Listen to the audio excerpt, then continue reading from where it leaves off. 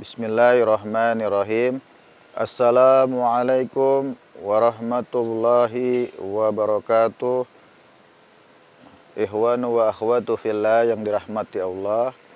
Alhamdulillah, pada hari ini, pada kesempatan hari ini yang penuh berkah, kembali Al-Fakir menyapa, ngajak ngobrol, kita sharing-sharing terkait masalah kehidupan yang tentunya perlu kita kaji terus, kita pelajari terus agar kita mendapatkan petunjuk jalan yang lurus, jalan yang benar untuk sampai kepada ridha Allah Subhanahu wa taala.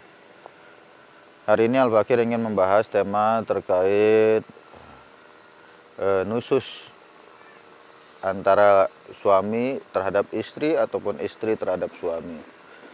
Jadi nusus dalam fikih rumah tangga itu bisa saja dilakukan oleh suami terhadap istrinya, juga istri terhadap suami. Ya. Kali ini banyak sekali isu atau kasus KDRT yang menarik perhatian publik Indonesia. Ya, kita sebut saja kemarin belum lama ada Listi dengan Rizky Bilar ya, terkait kasus KDRT yang dilakukan oleh suami terhadap istri. Kalau kasus itu jelas itu adalah bentuk dari nususnya suami terhadap istri, kezaliman atau perbuatan tidak baik suami terhadap istri.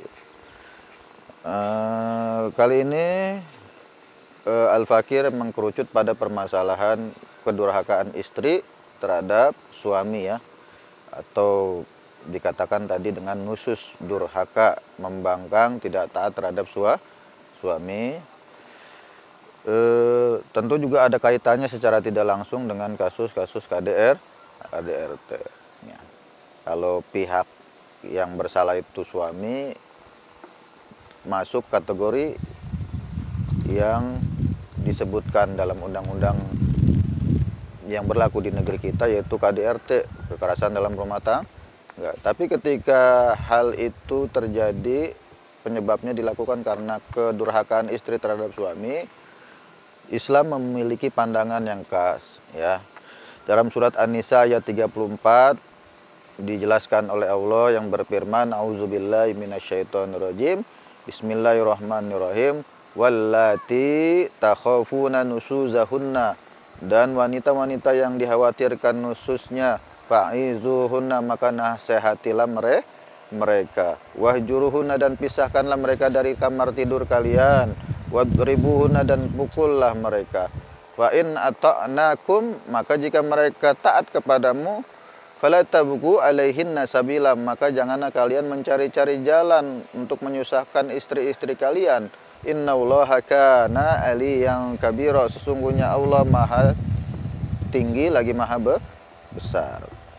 Nah, makna fadribuhunna, pukullah istri-istri kalian yang durhaka, yang membangkang pada kalian, di sini dijelaskan dalam Ibnu Katsir. Imam Ibnu Katsir menjelaskannya dalam tafsir, qauluhu, berkata Ibnu Katsir, fadribuhunna ai, jadi lafaz fadribuhunna maknanya adalah idza lam yartadi'na, apabila istri-istri kalian masih saja membangkang, berbuat nusus, bil mau'izati, setelah dinasihati, wala bil hijrani, setelah pisah ranjang ya, walakum, dan boleh bagi kalian, antadribuhunna, untuk memukul mereka, dorban ghairu mubazih, dengan pukulan yang tidak melukai.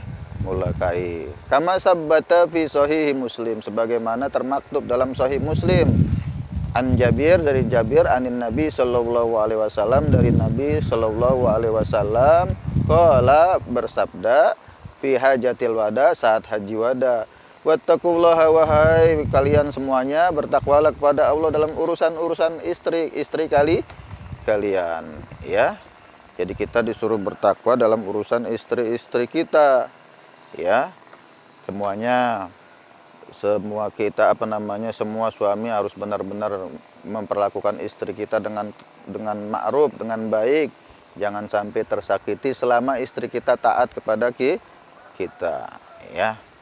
Nah, jika dia melakukan suatu pelanggaran ya, seperti apa namanya, eh, lam yuti'na. Jadi dalam penjelasan Ibnu Katsir itu dikatakan lam yuti'na jika mereka farsakum ahadan, memasukkan laki-laki asing ke dalam kamar kalian, takrahunahu yang kalian benci, ya, maka wadribuhunna, boleh memukul mereka dorban ghairu mubazih, tapi dengan pukulan yang tidak menciderai atau menyakiti.